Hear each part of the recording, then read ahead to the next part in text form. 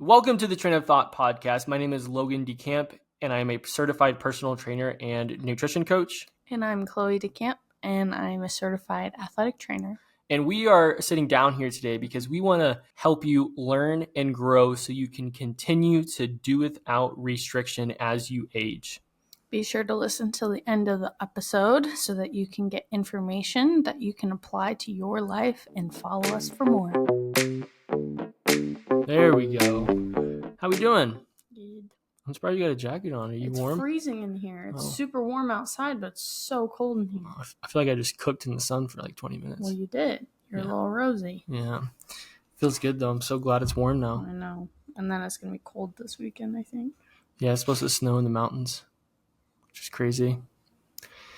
And then we go to Ireland, where it's going to be like in the 50s, I think, last time I looked. Rainy. It's usually rainy. Yeah. Yeah. It'd be fun, though. Super excited. Yeah.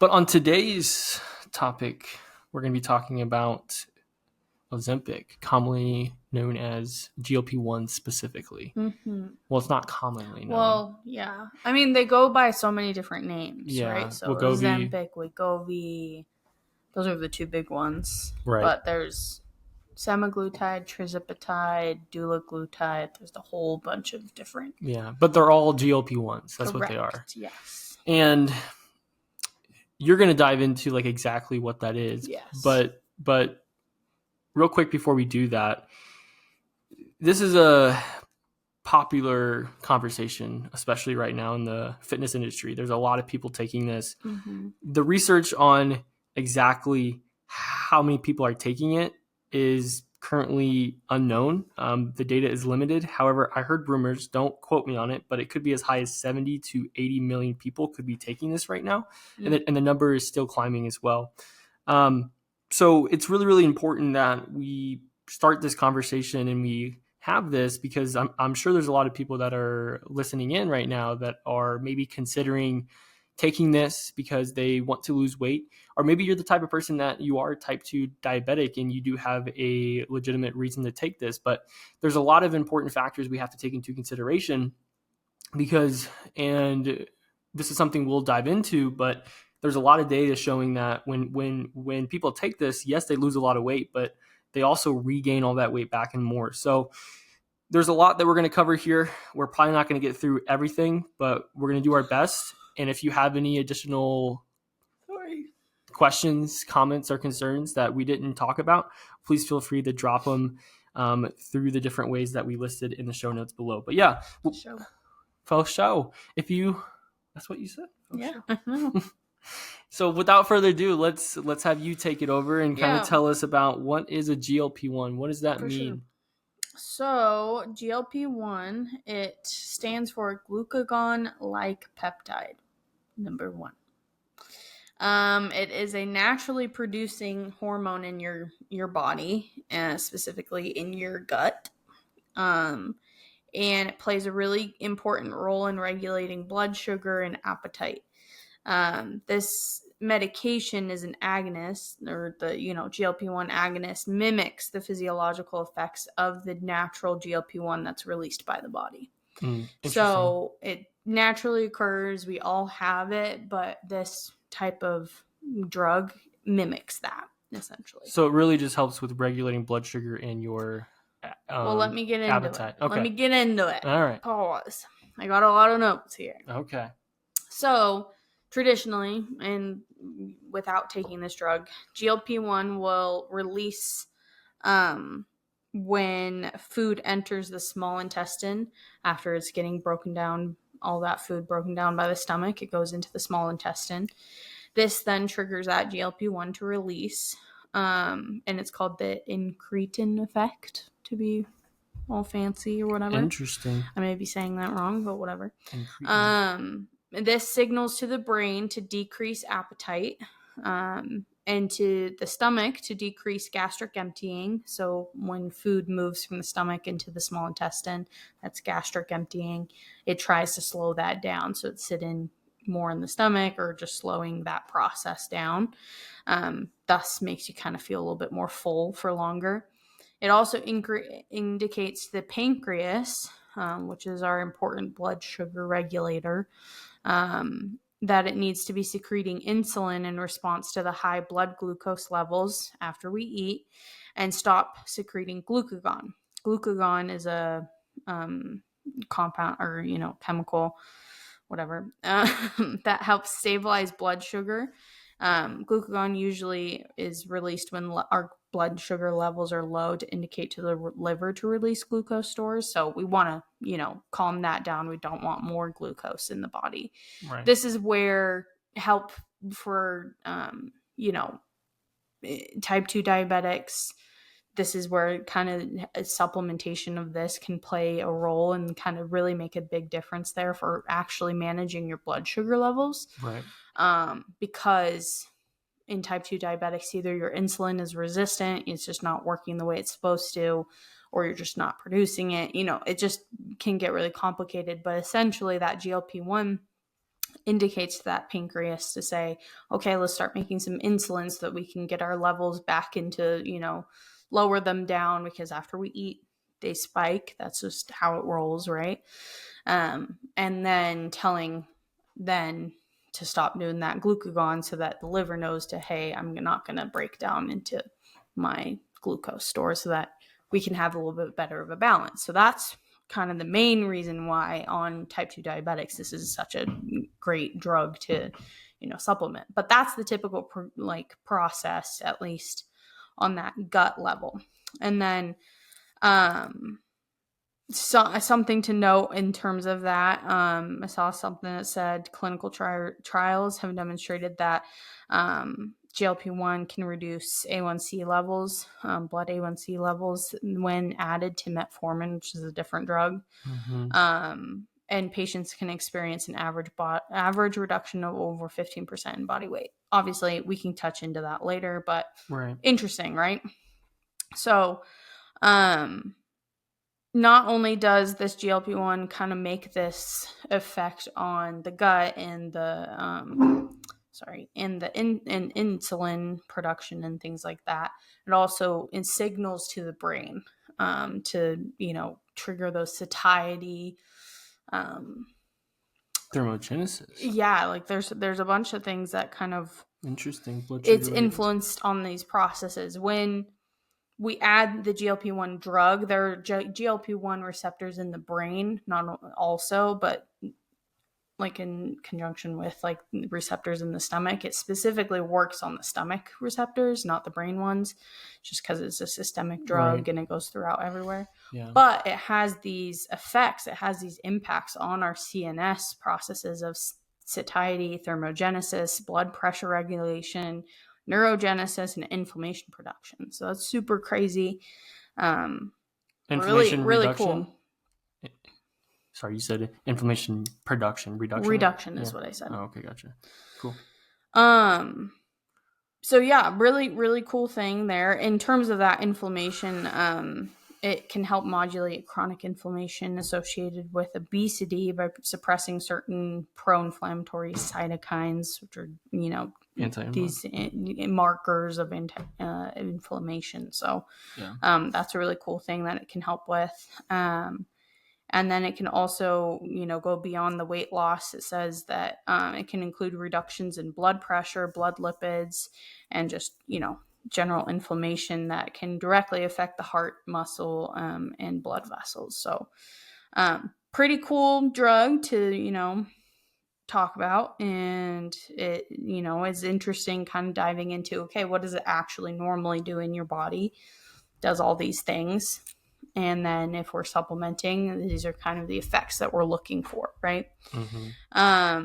Something to note, drugs always have side effects. You should know that before you take something, obviously. And you should be working closely with a doctor to be able to manage those side effects and get, care depend on if you experience these. And those can include like nausea, vomiting, diarrhea, constipation. Some people can get pancreatitis, so inflammation of the pancreas, and other allergic reactions. So just be aware of that if you're interested in trying to take something like this. But let's talk about now what's the downside here? Where do we kind of go wrong with taking these drugs? Yeah. Thank you for diving into the research, and not necessarily research, but just getting a better idea of how exactly this drug works and all the what's the word I'm looking for? Physiological effects that go on in the body. And to note, this type of the drug is administered by injection, so that's something else to note. So. Yeah. And, I think people, and I could be wrong, but I think people often hear the side effects, but if they've been struggling with weight their entire lives, the side effects seem minimal at that point, right? Every single drug you're going to ever take has a side effect. Right. You're going to have to, take that into account. It's just important. Yeah. Which, is why we see a lot of people taking this, and there's still a lot we don't know. It's still very, very new. There's still a lot of, I think there's even more side effects I've heard about coming out as well, too. So there's still a lot that we don't know. Totally. But we do know that GLP-1s, like you said, are a naturally occurring thing in the body. And I really want to touch on it really does of course it does a lot of things, but it really just helps regulate blood sugar, and that's important, and slow gastric emptying of the stomach, which is going to make you feel more full. And once people found out about that, that's where it started to become popular for weight loss. Oh, this slows gastric emptying, and it also can help with your blood sugar. That's where it just got its craze for weight loss, right? Totally. But the problem with GLP-1s for weight loss specifically is most doctors, and I don't want to give doctors, I don't want to talk bad on them. They got a hard job, but most doctors don't work with you on nutrition and exercise to make sure you're not losing muscle while taking this drug. And then when you stop losing weight and you reach a weight loss plateau, they usually up the I have a stutter, thanks for your patience, but they usually up a dosage to try and get you past that plateau. Well, you might be wondering, okay, why is that a problem? So let's say you're somebody that's taking this for weight loss specifically, right? And you will reach a plateau. If we go back thousands of years ago when food was scarce, that's how we survive. Our body starts burning fat, and we adapt to that calorie intake. There was a study in northern Tanzania. I think I've said this before on the podcast. It's a popular study they did. I can't remember. I think it was like 5 or 10 years. But there's people over there that live like cavemen, and they walk many, many miles a day, hunt for food, and they have to survive by hunting. They have to I can't think of all the things cavemen do, right? But essentially what I'm trying to say is that they're walking many, many miles a day, and you would think they would burn lots of calories on a daily basis. Well, what the research found is that their body adapted to that calorie intake, and they burn maybe a little over 2,000 calories a day. And you would think with all that walking, they'd be burning all these other calories. Well, again, their bodies survived and adapted to that. That's why you often see people have like a skinny fat look. Like they'll lose all this weight, but they also lost all this muscle as well too. And that's part of why we see that, right? So the reason why upping dosage with GLP-1s when it comes to weight loss plateau is you already are in a severely low calorie a deficit. Sorry, you were touching my leg there. It was distracting me. Sorry. You have your legs all the way out to my chair, dude. What I was going to say is you are already in a severe low calorie deficit whenever you're taking a GLP-1 because it's suppressing your appetite. And if you are at a plateau and you are increasing a dosage of that, you are going to suppress your appetite more, which is then going to result in even a low calorie deficit, even lower than you were before. And the body's going to, again, find a way to adapt to that. And then when you come off of this, it's this cascading effect where it becomes even more difficult to keep that weight off because you were eating such a low calorie diet, and not even to mention all the muscle loss that occurs as well.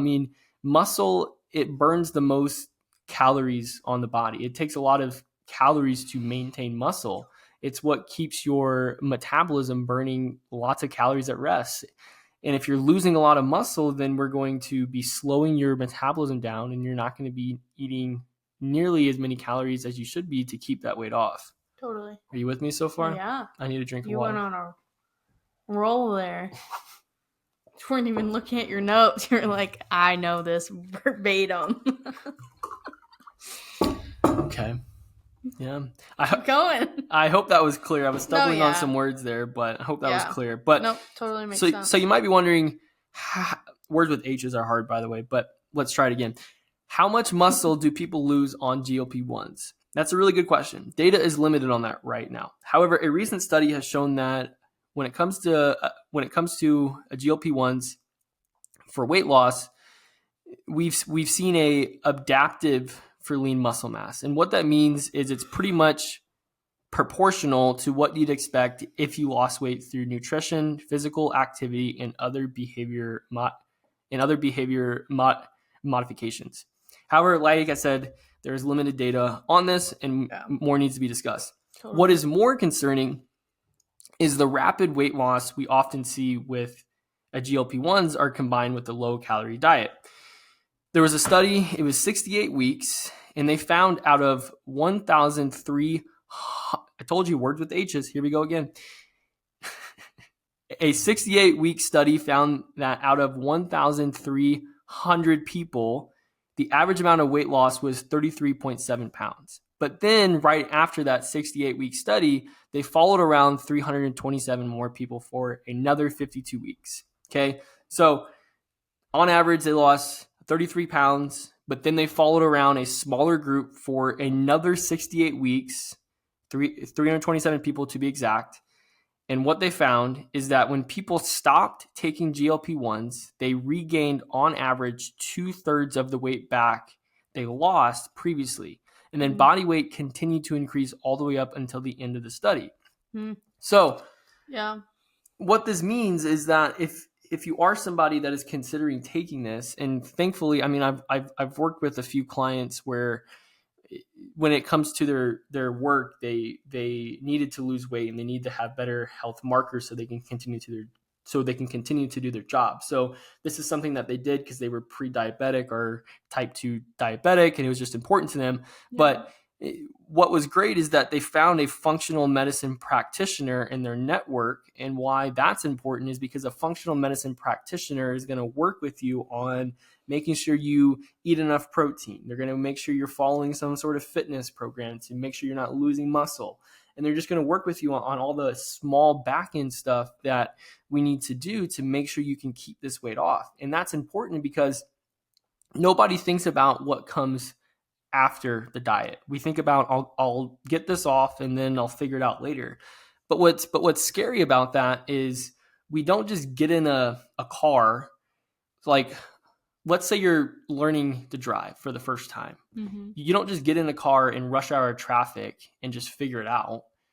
Yeah. Right? Like you take a course, you learn all the ins and outs of traffic. I mean, I'm sure you can figure it out, but it's also dangerous. Yeah, exactly. And it's the same principle when it comes to losing weight. Like, it's dangerous if you just get in the car and try and figure it out, right? Yeah. Like, we could take that same analogy and say you're learning to drive a stick shift car in rush hour traffic. That's even more dangerous, right? Yeah. So I want to speak to that just a little bit. Like, this drug is such an effective treatment, and it's great that we're figuring something out because, you know, obesity is such a big deal. You know, the treatment for type 2 diabetes, you know, we got to figure something out here, right? And so drugs like this can really change people's lives if done right. But at the same time, it's not a substitute for healthy eating or regular physical activity. It's not just like gonna magically, I lost magically this amount of pounds or whatever, and you can by doing your exact same routine. But what is gonna happen if you change absolutely nothing else about your life? Right. You're just gonna gain it right back. And then what are you left with? You just dumped a whole bunch of money in a drug and had to shoot yourself up. Like, what? That's crazy. So it's really important, like you said, you find people, like if you're wanting to do this and do it right, the drug can be so effective and awesome and really change people's lives, but at the same time, you want to have, people like a functional practitioner, medical, what did you say? A functional medicine practitioner. Medicine, sorry. You're good. Medicine practitioner and, a coach or a nutritionist and things like that to help you on this journey, because it's can be really tricky, but it could really turn things around for people. Yeah. But that's where it gets tricky, because now it's so commonplace and people are doing it left and right, and you're still going out to eat every single night, and you're still just like, oh, whatever, I'll figure it out. I'll lose the weight, and then I'll go to the gym and try and maintain it. Yeah. Recipe for failure. In short, if nothing changes, nothing changes. Exactly. Yeah. Totally. So if you've taken this and you're still binge eating, not sleeping well, not working out consistently, not doing all the things you didn't want to do because, yes, taking this as a faster route, well, it'll work in the short term, but not in the long term. Totally. And some additional notes that are not even written here, but it's important to take into consideration, just being able to work with a few clients that have been taking this, is when it comes to weightlifting, you're going to be significantly weaker, and your risk of overtraining is going through the roof now. Like 1 to 2 days a week max is probably all you need, which I know that sounds like not enough, but taking this, you're already eating a very low calorie diet. Totally. And then if you're trying to go hard in the gym, doing a lot of cardio and heavy compound lifting, you're going to be overtraining very, very quickly. Yeah. So bringing intensity down in your workouts and working out less and focusing more on like yoga, stretching, movement, things we talked about in the past to help lower stress would all be important. And then something else too is make sure your functional medicine practitioner knows about a dosage of this drug as well too, because a lot of doctors, from what I've heard, and I haven't looked in the data, but from what I've heard from people, is that they will start you out on a smaller dose and then they increase it over time to this large proportional dose you do not need, and will very suppress your appetite and could cause some of the symptoms we talked about before, regards to gas, pain in the stomach, and things in that nature. So it's really important to take into consideration. You do not need a high dosage of this as well too, for most people. Yeah. So just some additional things to take into consideration. From what I've heard, I don't think it impacts sleep, but again, every person's going to be a different case. Totally. So, but just some things there. But lastly, just to kind of wrap this up, and I know there's probably things we didn't touch on, so if you have any questions, please feel free to drop them down below in the show notes. But recently, there was some breaking news that came out that the FDA is going to stop compounding of Tirzepatide and semaglutide. And you might be wondering, what is compounding? So Tirzepatide and I can't say that word, semaglutide will be stopped. So more specifically, Tirzepatide will be stopped by March 19th, 2025, and semaglutide will be stopped by May 22nd, 2025. Now, that's not across the board. It's just compounding pharmacies that will be stopped. And this is going to impact you a little bit. So it's important to note this if you are considering this. So compounding in a whole is where a pharmacy will create customized medications by mixing or altering or combining ingredients to meet the specific needs of a patient. So the rise in GLP-1s caused many compounding pharmacies to start making their own versions of it because it was hard to get the FDA approved versions. So how exactly does this affect you? Well, it's going to become more difficult to get either Tirzepatide or semaglutide, as it now has to be FDA approved and cannot be through these compounding pharmacies, which is good for you since that should be making the drug safer to take, right? Because if they're mixing and alternating and combining ingredients, it's not necessarily as safe because it's not FDA approved. But since compounding is being stopped, people who were buying cheaper versions of it, now they might be spending more money, like thousands of dollars a month, to get it because many insurance companies don't cover GLP-1s. Often without like a specific diagnosis and stuff, like the type 2 diabetes Correct, and things yes. like that, because this has just become so commonplace. Like there was an ad in the Super Bowl for this. Yeah, which I think they got in trouble because there was no like disclaimer. It was crazy. Yeah, that was crazy. That was wild. Yeah, like, so like I him get, and hers, that is all that stuff. It's you're not going to be able to get Tirzepatide or semaglutide there. Exactly. That's an example of a compounding pharmacy right there. Yeah, and so it's important to take into that, note that these more commonplace, cheaper versions. Oh, sweet, it's so cheap. I'm gonna try it out and see if it works for me. You could have higher side effects from that because it's not just that GLP-1, it has other stuff in it.